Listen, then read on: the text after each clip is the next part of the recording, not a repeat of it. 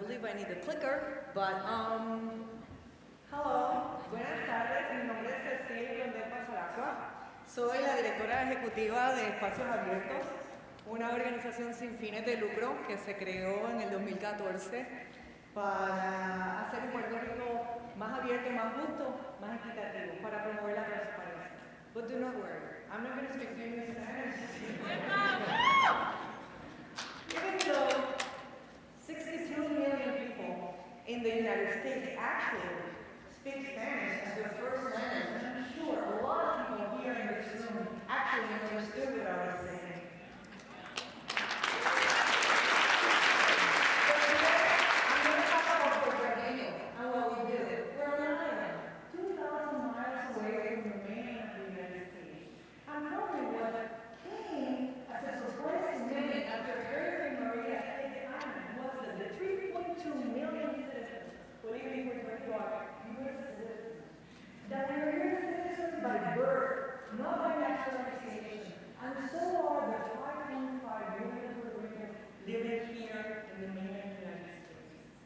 But today, I'm not going to talk about the many Puerto Ricans that live in the States. I'm going to talk about the many Puerto Ricans that live on the island. And I'm going to start by translating what we do at Espacios Abiertos. Translating comes very natural to us as we gravitate between cultures, our traditions, our music, our language. We're constantly translating.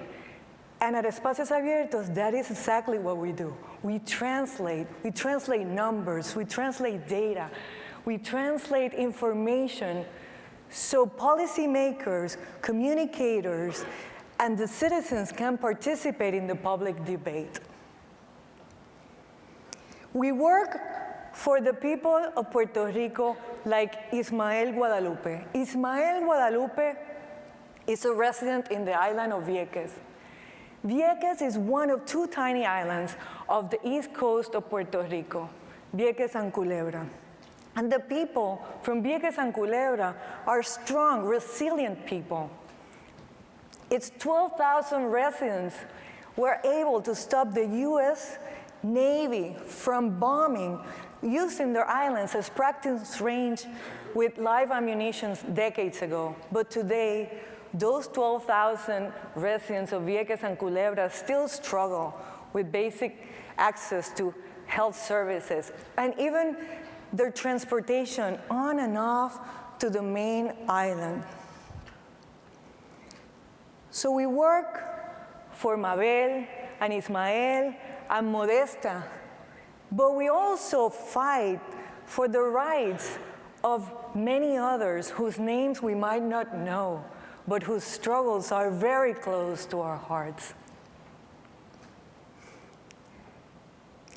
$9.1 billion is the annual budget of Puerto Rico, more than that of 11 other states.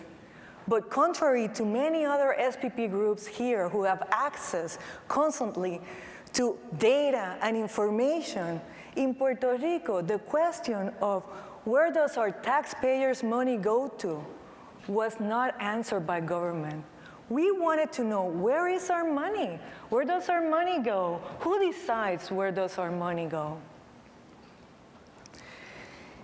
And the fact that we had no accountability, transparency, or civic engagement had to do a lot with it. So those are the three main issues that Espacios Abiertos has been working with recently.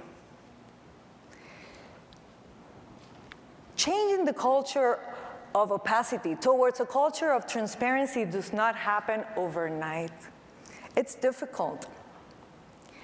And in fighting for citizens' rights, in fighting for equitable budgets, and for good, sound tax policies, we did not start at zero. We started at -1. And what do you do when that happens? When you knock on the door and you do not get the information? Well, we decided to sue the government. Actually, a small organization took on the government of Puerto Rico. And we sued the government once, and that first lawsuit had to do with the fiscal plan.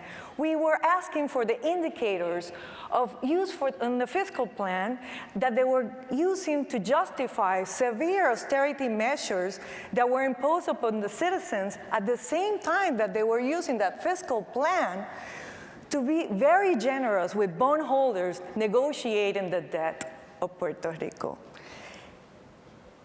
That information was critical for us because we had commissioned professors Martin Guzman, Joseph Stiglitz, and Pablo Glusman with the preparation of a debt sustainability analysis in order to understand what was the capacity that Puerto Rico had to get in debt in order to grow economically.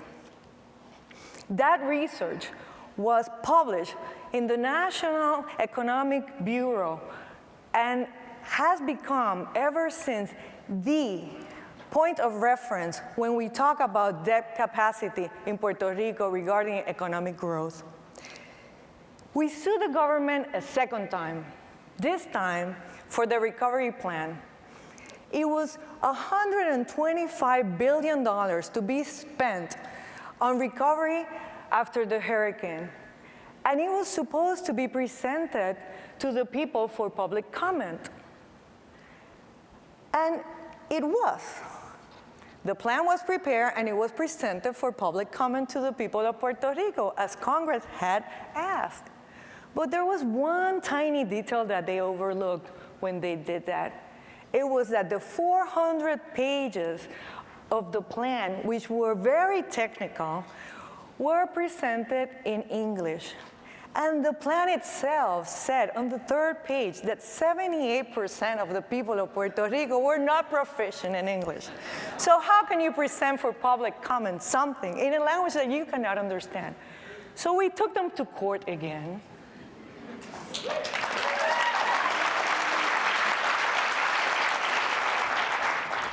And we had to take them one more time to court. It was a third time. This third time, we were asking for a tax expenditure report. Can you imagine any of you, the policy analysts, communicators, trying to do your job without access to that very basic information? Well, that was the case, our case. So we were asking for a tax expenditure report, and the government kept saying that that information was confidential because they were protecting the corporations' rights as taxpayers. And we asked, but what about the citizens' rights? Because we're also taxpayers. So we won the first time, we won the second time, and we won that third time as well.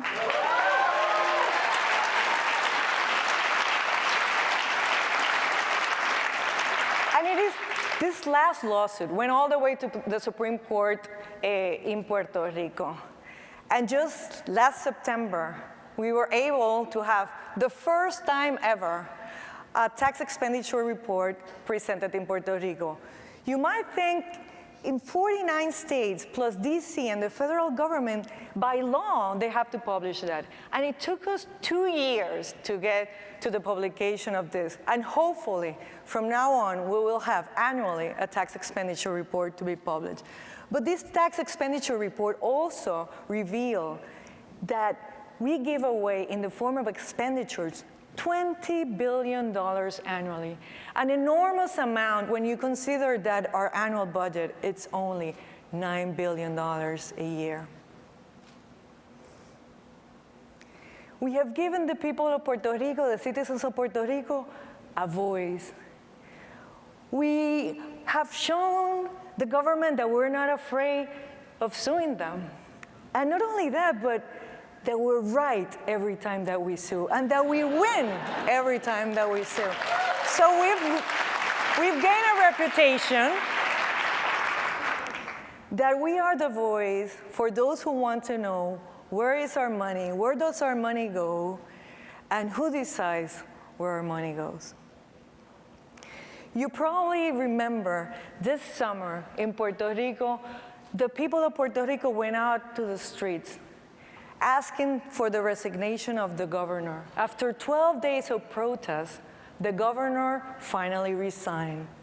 He might be out, but unfortunately, we continue to fight against the lack of transparency and government accountability and lack of civic participation that is allowed in the public debate.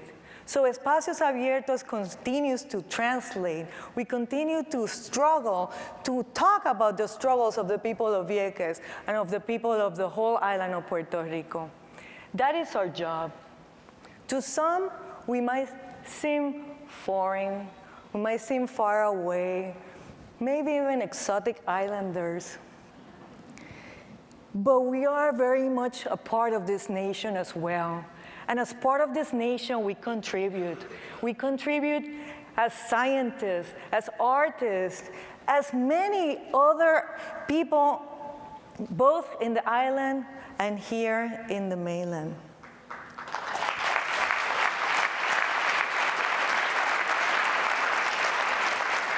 Inspired by the work of my colleagues here who are in this room, I just want to say that we are so happy to participate and be part of this congregation here. And while many of you this time of the year are probably wanting to spend a beautiful afternoon watching the sunset in a tropical island, I don't know where, I want to say that we want to put Puerto Rico on the map, that we want to join the ranks of all of you who are here in Washington, D.C., advocating, translating, to provoke change because we do not like the things that we see around us. Inspired by you, I also want to be inspired by the music and the energy of Hamilton. In the words written by Lin-Manuel Miranda, it says, I want to be in the room where it happens, and I do. You want to be in the room where it happens, and this is the room where it happens.